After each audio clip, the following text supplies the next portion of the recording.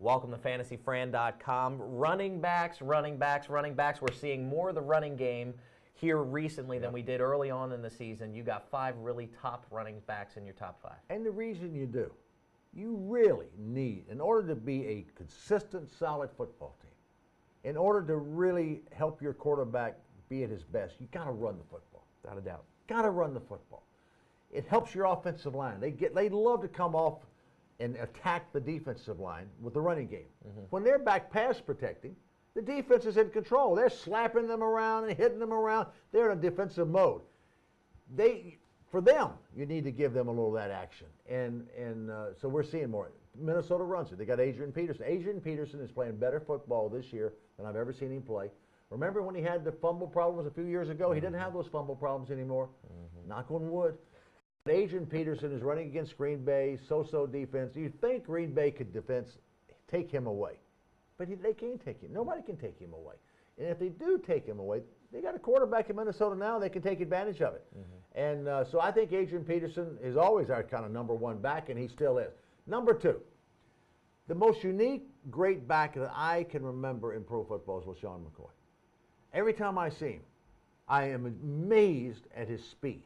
How big is this kid? I mean, he's not Adrian Peterson, but He's definitely not. He's not very big, and he's not very fast. If you take a look at his 40 yard, he's not a fast guy. He looks like he's about a 3-flat 40. I mean, this guy can move, can shake, and bake, and just leave people sprawled on the field, and then he can catch it and he can run with it. So you've got a real.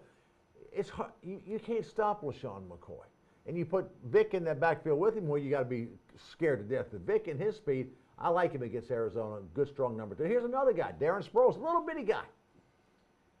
Kick returner, catch the ball, run from scrimmage. New Orleans playing Atlanta. Atlanta's is an okay defense, but not a great defense. They're going to need Darren Sproles to have the ball in his hands. He's a playmaker. Drew Brees will get the ball in Darren Sproles' hand. And so you've got a strong number 3 in Darren Sproles. Why, San Diego, did you let him go? Number 4, our surprise pick of 2 weeks ago, DeMarco Murray, who came from nowhere now, and he gained 256 yards for Dallas. He is now the real deal. I think he gained 150-plus yards last week. Tony Romo had a good passing day last week and threw no interceptions. You know why? DeMarco Murray. When you can run it, and you can rely on the run, it's not on your shoulders. You're a better quarterback. Everybody has been. And I love DeMarco Murray playing against Buffalo. Buffalo is sliding. The arrow's not pointing up. It's pointing down. Buffalo's defense hasn't been up for the entire year. I like Dallas in this game, I think. Number 5, Ray Rice, Baltimore. I just love this guy. Built low to the ground. Rock solid football player. Playing against Seattle. I've said it time and again. Seattle plays good defense, but it's Baltimore against Seattle. It's going to be 3 and out for Seattle all day. Ray Rice is going to get a lot of carries. They're always going to run the ball at Baltimore. They're going to have the lead. If they have the lead, they're going to run it more. Teams that have the lead, always their percentage of passing is not 70%, it's about 43%. When you look at when they're behind, it goes up to 75 to 80%. People don't look at that. Baltimore is going to have the lead all day in this game. And so Ray Rice will have a really big game. I agree. Now, there's a couple other questions I have for you. First off, Reggie Bush. He's had back-to-back really, really good games. Do you think Reggie Bush is turning the corner, or are you buying, or are you selling? Selling. Reggie Bush got Charlie Casserly, who was the general manager of Houston, fired because he went and drafted Mario Williams, number 1. Yeah. Who's turned out to be a great defensive pass rushing end, which are hard to find. And New Orleans took Reggie Bush. Reggie Bush hasn't panned out if you consider he was the number 1 pick of the draft. And he's a nice player, but not a great player.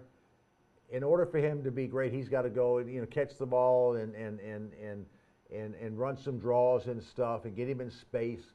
He had a good game last week, but I don't think you can depend on Reggie Bush every week. Well, and not only that, I think the Washington defense is underrated, and they got a really, really good, good defensive ends. Let me ask you this: who would you rather have, Darren Sproles or Reggie Bush? Darren Sproles, without a doubt. Yeah. Without a doubt. Now, also, in the history of the NFL, there's only been 6 times where you've had 2 individuals in a backfield go for over 1,000 yards on the same team. Yeah, it's a rare deal. Now, this year, you have Ben Tate and Arian Foster in Houston that are on pace right now to go even above that, 1,100, 1,200 yards apiece. Can they keep it up? Will they do it? Yeah. I think both of them got over 100 yards last week, didn't they? Mm-hmm. Ben Tate, I didn't know a lot about Ben Tate until this year. I mean, he has really impressed me. And Arian Foster we knew, and then Ben Tate got the job, got a chance because Foster went down. Foster's back. Actually, Foster got the job because Tate went down. Tate went that down. way? Yeah. Well, how did I mess that up? Well, Foster came into the league and he was like a lightning bolt. He was a sleeper, but he went down because Tate got the injury, and this was last year. Yeah, but this year the other way though. Yeah. Well, the beginning of the year. Yeah, beginning of the year.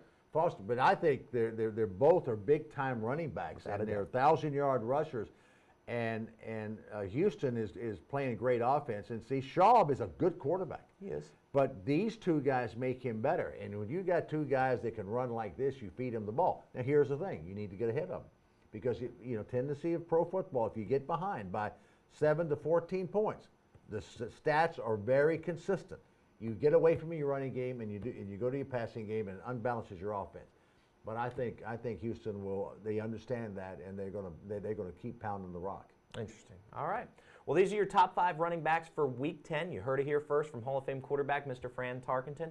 Once again, while you're here, visit all of our sponsors and all of the additional links that we've built in to enhance your experience right here at fantasyfran.com.